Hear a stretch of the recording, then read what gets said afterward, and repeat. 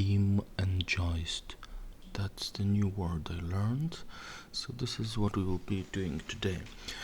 Basically, for the tower, it would be very nice to have some additional detail, also to cover the seams that they have from lower and upper parts of the building that was splitted, to have a bigger, better resolution for the walls, to have it as separate files. So I will be doing those beams or jolts or whatever they are. We already modeled them, and now next thing is the texture. So here I go, importing them into Moodbox, and I decided that at some point in time there was a fire in a tower.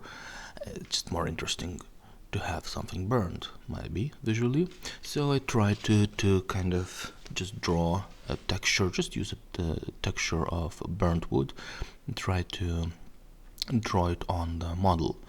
So the first thing is, of course, the size of this burned pieces, kind of. So the size of the texture, you can have it real. I mean, I didn't find any images with a big pieces of wood burned, only a small one. So I don't know how actually a big piece of wood would look like. But if I would actually have a correct scale, they would be so small, those tiny pieces that you see in a texture, that I decided to make bigger ones, so they would be more visible, more recognizable, which is not really photorealistic, I suppose, but again, I didn't have a good reference.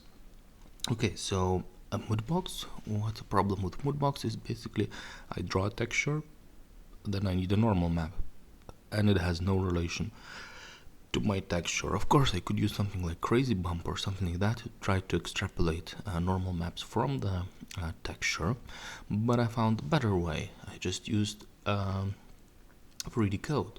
So in 3D Code, we have this option that we can draw with one brush directly as a height, and therefore normal map and the texture. So here you see the important parts are on top of the interface. These bubbles there, they say that you work with color and you work with surface, which is bump or normal maps. So it took me some time to learn 3D Code. I still don't know it, but it was good enough to do texture. So I went and created a color map separately with unburned wood, and then I made some masks, just black and white masks, and put on top of each other two versions. Since the UV layout is the same, I can just try to mix and match them. So I tried to make the ends of the poles unburned, which I made a mistake, and you will see that it's actually a middle of the pole that is unburned, which is not realistic. So here we see it in engine, and I think it looks pretty okay. Here it's a bit too big. Those small burned bits, I even don't know how to call it, but I think it looks good since you can easily see it from far. I'm not sure about the whiteness. I mean, there is some ashes of the burned thing that they do look white, but I'm not sure, and I will probably have to do some more reflectivity for that. So might be the edge of the burned and unburned wood should be much crisper. I will have to research that, and of course it should not be unburned in the middle of the pole, of the beam or joist, whatever it is.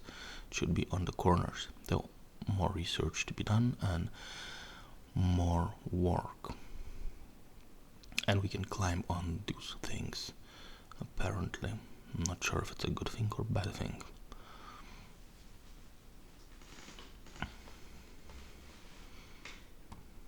Yeah, so that's what we have for today.